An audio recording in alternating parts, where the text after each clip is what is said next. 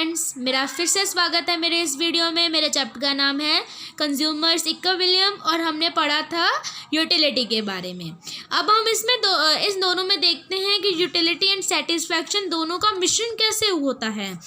इसमें हमें सबसे पहले तो पता चल गया था कि utility can be make a clear distinction between utility and satisfaction. Utility is a commodity refers to expect satisfaction.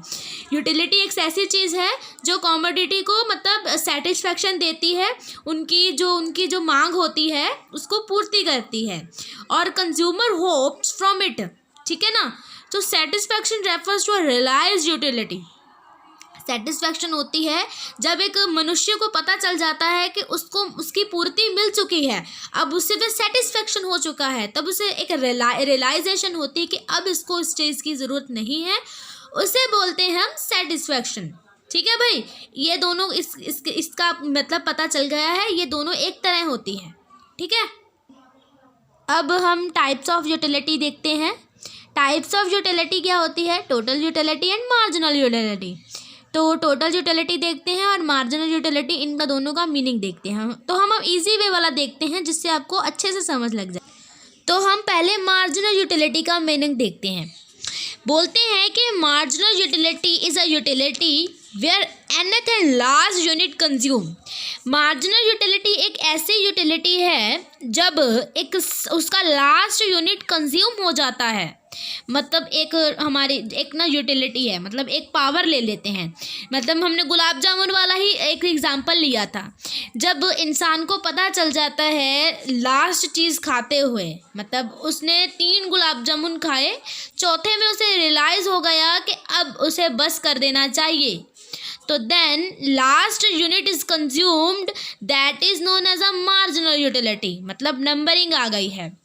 और उसके बाद आ जाता है total utility. Total utility it is an a sum of marginal utility of all items consume.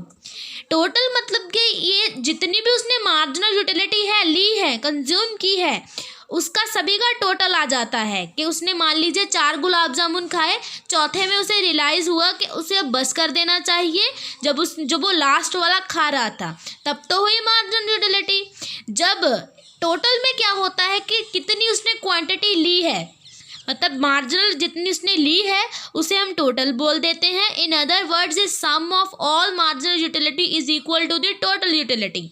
ये दोनों एक के इक्वल होता है। ठीक है बच्चों। अब हम समझते हैं law of diminishing marginal utility. ये लॉ बहुत इम्पॉर्टेंट लॉ है बच्चों, ये एग्ज़ाम में ज़रूर आती हैं और ये इस चैप्टर का मेन पॉइंट है। मतलब मेन इसका जो एक अध्याय है कि law of diminishing marginal utility बताए, ये आ जाता है एग्ज़ाम में। अब देखिए ये लॉ क्या कहता है। The law of diminishing marginal utility is most important law of consumption. कि ये लॉ बहुत इम्पॉर्टेंट लॉ है।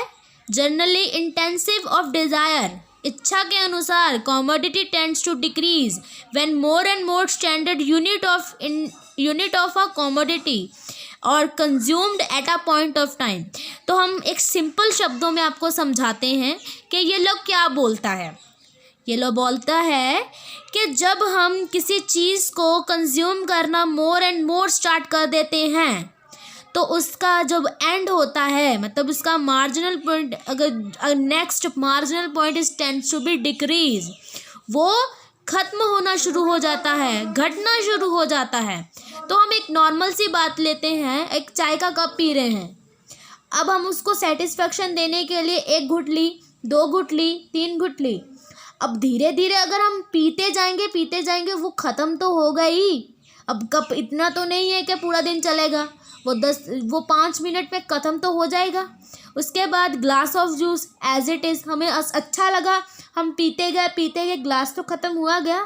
तो ये है कि उसके अगले पॉइंट तक वो ख़त्म होना शुरू हो जाएगा। 1 घुट ली, वो कम हो गया, और ली, वो फिर से कम हो गया, धीरे धीरे करके वो सारा ख़त्म हो जाएगा। तो इसे बोलते हैं, it is also known as Gossen's first law.